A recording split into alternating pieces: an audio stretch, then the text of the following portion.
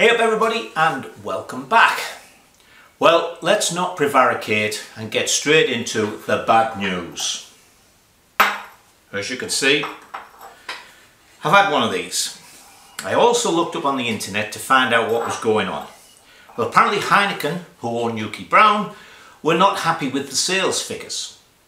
So they went to some, I think, artisanal brewery, some small brewery anyway, in California of all places, and get this, got them to come up with a new recipe. I mean, what's that all about?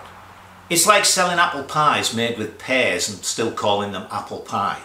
Anyway, as soon as I took the top off, I could smell the hops. And basically what we've got here is a dark brown IPA, and I don't like IPA. It's bitter. And even Linda mentioned, because she tried one, she said it doesn't have the body that Newcastle Brown have. It's not smooth, I can't drink it, to be honest. I might be able to make a shandy with it, but I can't drink it. So, there you go. As I say, why call it Newcastle Brown if it isn't Newcastle Brown? You know, call it Fred Blogg's IPA or whatever. Actually, IPAs are very popular here. There are a lot of brew pubs and brew restaurants, and as I say, these artisanal things, and they come up with raspberry flavoured beer and all sorts of rubbish like that. Why they can't just make beer, I don't know. But as I say, IPAs are very popular. So it's like cheeses here. You go to the farmer's market, there's 200 types of cheese, and they're all crap. But anyway, so that's that. Now you know.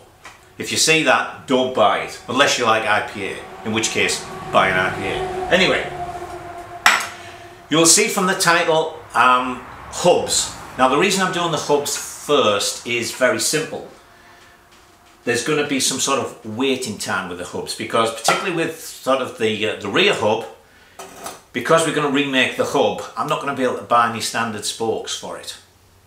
I might be able to get some standard spokes for a 21 inch. I'm sure somebody in the UK that's making Bantam Trials bikes has got spokes worked out for a 21 inch rim. But I wanted to get the hubs done so that I could find somewhere to get spokes and get them ordered and rims and build the wheels. So what have we got? Well, rear hub, some bad news. eBay again, and people not being honest. When I bought this, well, it was on a wheel. It was a complete wheel, and the chap said he would just cut the hub out because, you know, it was a crappy rim and spokes, and I only wanted the hub. But it had, you know, the photographs were of it being in the wheel, so you couldn't really see a lot. So when I get the sprocket off, I find that every single one of the mounting points is broken. Some of them, like those two, are virtually gone. So what I'm going to do is, some of them are mostly there. I'm going to put this in the lathe and I'm going to turn them down to about there with the taller ones. These that are gone completely, I'm then going to put it in the mill, and I'm going to plunge mill and make up some pieces and bronze them in, and we'll drill and tap them. So that's going to slow that down. We've also got for each one a new piece of 4130. I've taken that brake mounting off there, so we're ready for that. Got a new piece of steel to make a wheel spindle out of that. What I'm also going to do is, interestingly enough, they're metric bearings in here. Well, front wheels got weird bearings that I couldn't find anywhere, but the rear ones are 6302 or 6203, which is 6203. So I'm going to put some completely sealed bearings in, and that will help solve that. And for the front hub, when I checked, there's the original one. Well, let me take this out of its little wrapper. I managed to find that a 6002 is the same OD but a slightly bigger ID, so I can get it's actually 15mm front wheel spindle in. So I've got some, I think it's 5/8 for this to turn down to that, and this one, there's a spindle out of that. It's just a long stud because it's got to be able to go through. With the Yamaha forks, they're not clamp up. I've got to be able to put this straight through, so it's handy that it's like that because I'm just duplicating that one. The rear one actually has stops on it, so we'll turn a longer one of those, and as I say, put the better bearings on. Okay, so we've got some machining to do. I don't know how long all this is going to take, so as you can see, I mean, I've cleaned them up and bead blasted them and what have you, so I didn't film in that, otherwise we'd have already had a 40-minute video just to see me doing this. But what we're going to do with this is, as I say, cut it and put a piece in. So I think we'll start with the front wheel because that's the easiest one. I've just got to make that, then that is going to mean I've got to open that out to the new size, and that one, because it doesn't have those lands to mount the bearing against like that does, it has a central piece. So I'm either going to have to make a new one. I think I'll have to make a new one because it's so thin walled. If I try to take that out to 15mm, it'll be non-existent. So we'll find a bit of tube suitable and make one of those up. Alright, let's get to it. Now the first thing we're going to make is the front wheel spindle. It's 9 inches long and it's 0.589, it's just under 5/8. So I'm going to make it sort of from this end and not worry so much about the length. This is going to be turned down to have a 1/2 inch fine thread on it, and it's going to need to have a piece that slides into, because the fork leg on this side is solid, the fork leg on this side has an end cap to it. So we'll make the spindle so it will go into the wheel, we'll make this sleeve to go into the end, fork end here, and then we'll put it in, put the wheel in, and when we've got the wheel sorted, we'll know whether we need spacers at each end. And this end, instead of putting a spacer in, this thicker piece, I'll just make the appropriate amount so it goes up against the wheel here and just nicely comes out the fork there. So anyway, let's turn this piece, put a thread on it, and go from there. Almost forgot to show you this, just how I set it up in the lathe. Now this was a 12-inch piece, and as I say, I only want 9 inches, so that gave me a couple of inches to chuck it up with, and I centre drilled it. I put it right down here, centre drilled it, and I've got a live centre in there, so I have support at that end. So I'm taking it down to the size to fit on the bearings, then I'll move it in here, and we'll turn and thread the little bit for the 1/2 inch fine. So what the hell, everybody likes a little bit of machining. Here's a few seconds of that.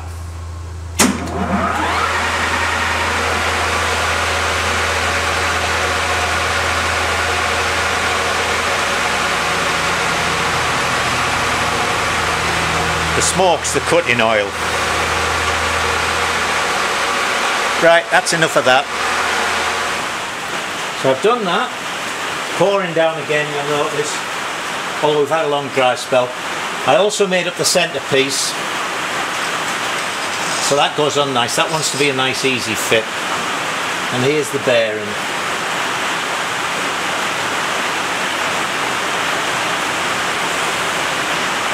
So that's just a nice sliding fit as well, because don't forget, this spindle is going to go through, and then the bearing is going to be clamped up, the inner race with the other bearing there, that's all going to be clamped up, so that will hold the centre, and then the outer will spin. So now I'm going to move this into the chuck and do the 1/2 inch threaded piece. I'll put the bearings in here and the little spacer and put the little caps on, and this is really nice on that. So the next thing we've got to do is, I've opened out the hole in this to match, Now what we need, as you may remember, is we've got to keep our pressure on that centre bearing race all the way through from one bolt side to the other. So what we need is something that presses on the centre race and presses on the inside of that, because this isn't going to move, only the wheel is going to move. But obviously there's got to be some spacer in there, otherwise it would just be pressing on that. So we need to hold it slightly off there so that'll still turn. I mean, it's only a fraction. There's a lip, little groove there, and we have the lip on here. So we need it to be just off that. Right. So what we're going to do is we're going to see how deep this goes into there, and then measure from there with a straight edge. Let's have a look. See if a parallel will stretch right across there. Yes, it will. So we're actually going to go down into there onto the bearing race. So I'm going to measure down off this right down to the inner race, hopefully.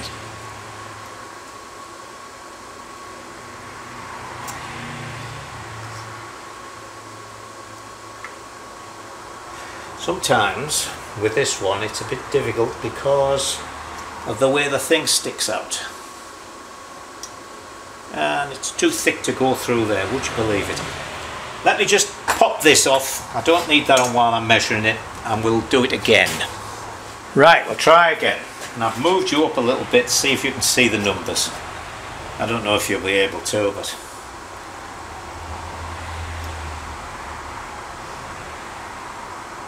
so that's on the bearing race, and that's 1.495 to there, and these things are an inch. Oh, it's an inch and a quarter. So it was one, but I'll have to write this down. Excuse my face there. 1.495 on 1 1/4. Alright, so we know how far it is from this lip down to there. And we want this to be just off that. Now then, of course you might be thinking, well, that lip doesn't necessarily land on that, so it doesn't. So let me just check things here, and then we'll find out how deep we need to go. Now this plate actually bottoms on the lip of the hub.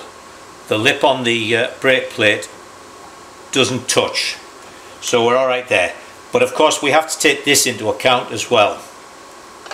So we need to be, come on up there. We need to be as deep as that is, plus a little bit more to take this into account. And when I do it, I think I might make it sort of mushroom shaped, so there's a bigger area on there. And I might even put a couple of blobs of bronze on, so that instead of having a loose spacing piece, it becomes part of the brake plate. So let me measure this raised portion, and then I'll turn a piece for this and bring you back. Right, so there's our distance piece. I suppose I should have called it a top hat rather than a mushroom. That goes on there, fits inside this collar, so that goes on there, and when that's on there tightly, that'll still turn. See, the wheel spindle will stay still.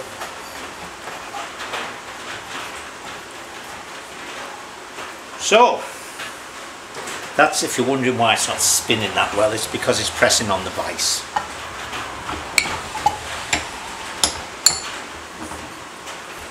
There you go. So that's nice. That's just, it's going to bolt up there nicely. Alright, and where's it gone? Got a 1/2 inch fine nut that will go on there.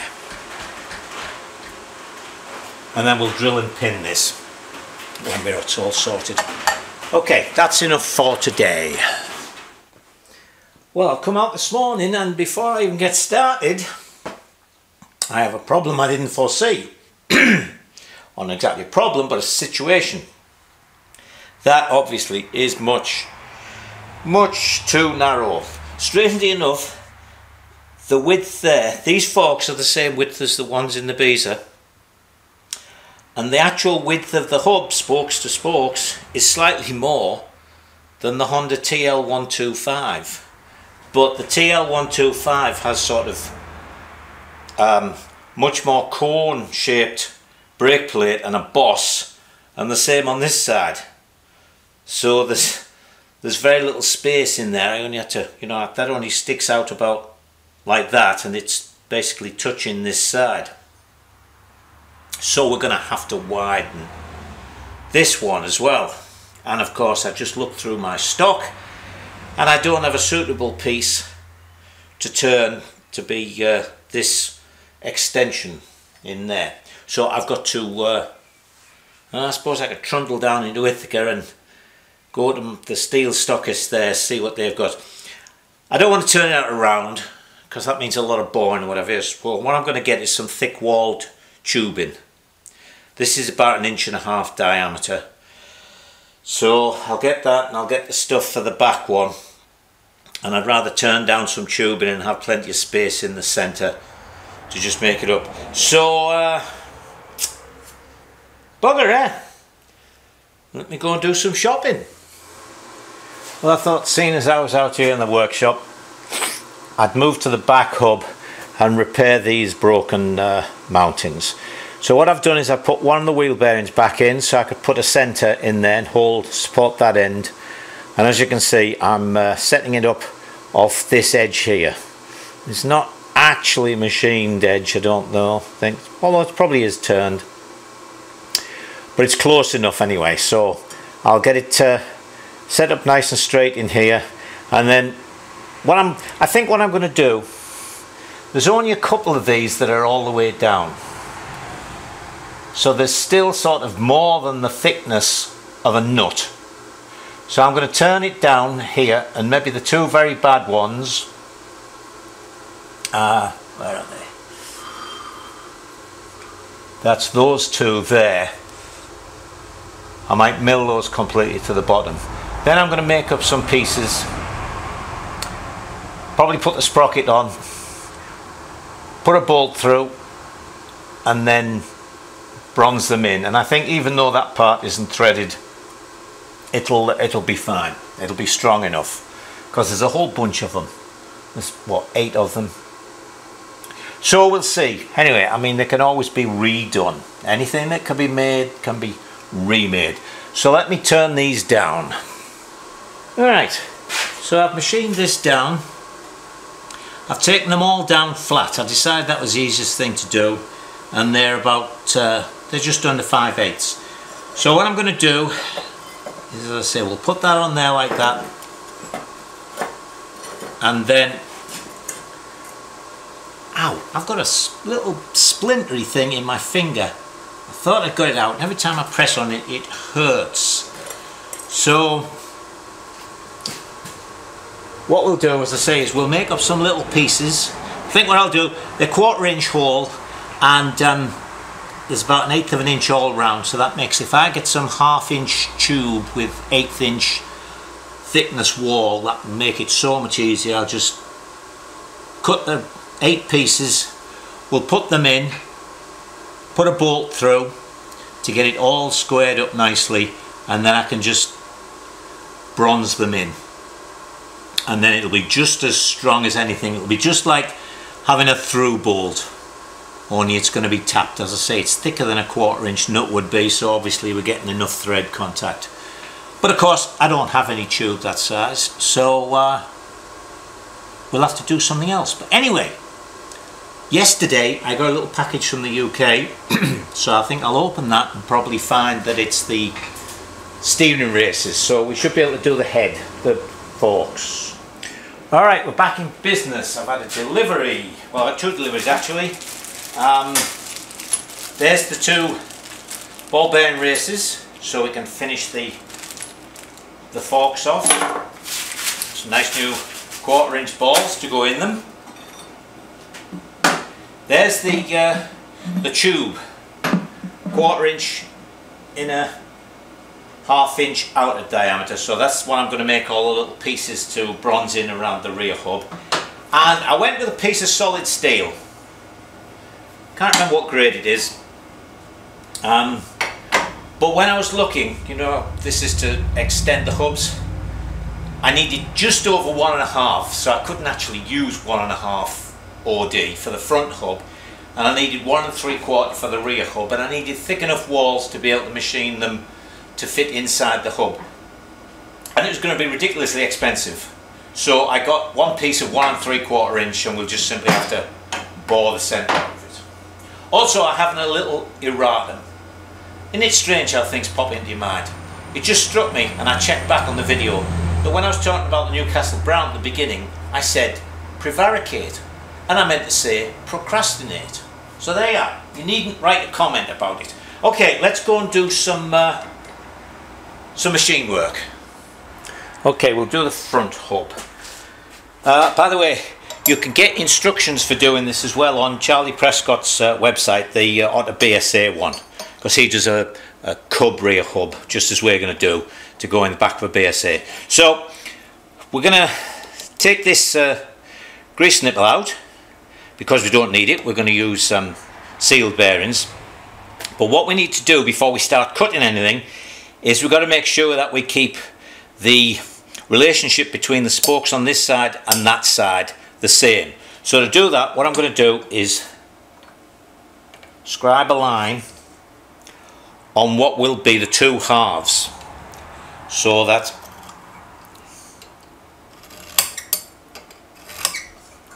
right, so I've put a line on there, but because lines tend to disappear, and I know Charlie does this as well, I'm going to put some little pop marks on, just 2 on either side on the line.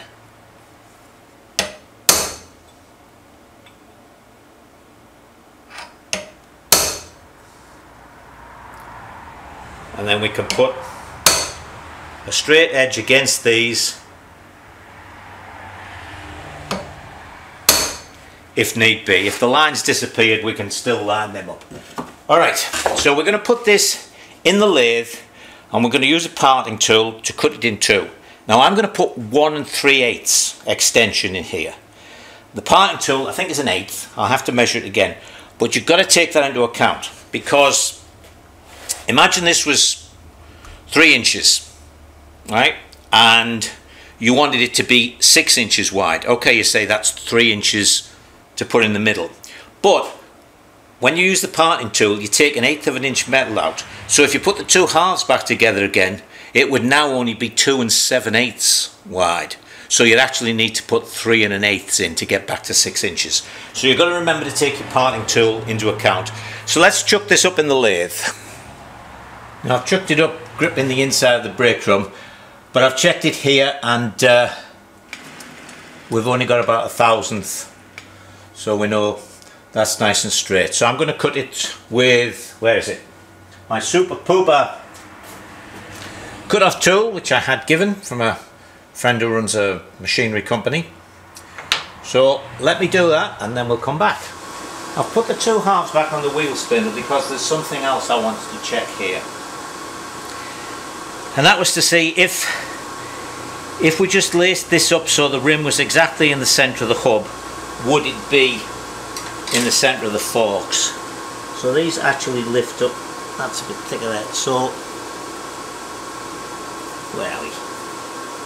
Oh, I've written it on the wrong side, never mind. So we have 3/4 inch there, and we have basically 3/4 inch there. So, you know, again, it's a trials wheel. We can shuffle this around a little bit. So that's that, and this is 1.5 inches. So I'm going to make a piece 1.5 inches. So there's the extension for the centre. I've chamfered these sides that I did with the hubs to give me some space to weld into it. And as I'm sure you all realised, and you're sitting there wondering if I'm going to realise, because I made that longer, the centerpiece wasn't going to be long enough. So I've made a longer centerpiece. So let's put this hub together. So there it is, knocked into one end. Centerpiece goes in. I wonder if I should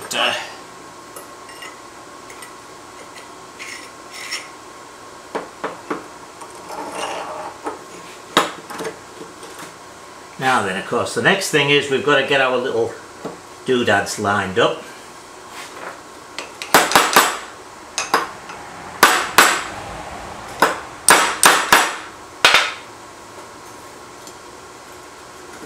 I'm going to put this in the press. Right, so here we go. Got my marks lined up. Still got the wheel spindle in.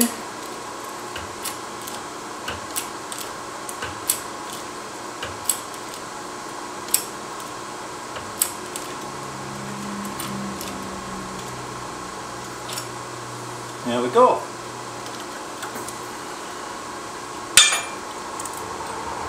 Don't throw your old bearings out. Very useful.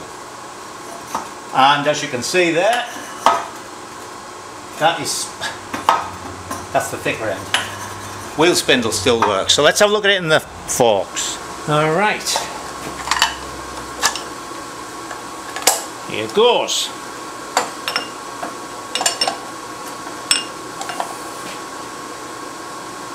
Right end in first, otherwise it won't fit.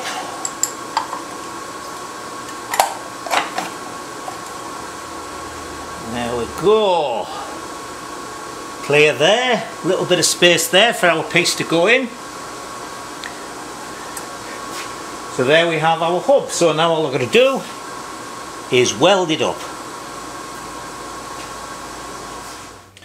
So there it is, all welded up, and I mean, I didn't expect anything to move out of line because it wasn't as if I was welding a piece of tube in there. This goes ½ an inch into each side, so it's all being kept completely square. So I'm going to put it in the lathe now and just tidy these welds off. Alright, there's the odd little bit of undercutting on the weld, which, to be honest, I'm not going to go back over that.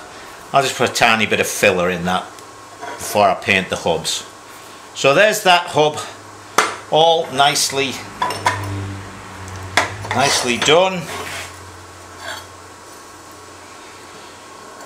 So next week we'll do the back hub. I won't bore you with all of it, but we do have the repairs to make. We do have the repairs to make on that.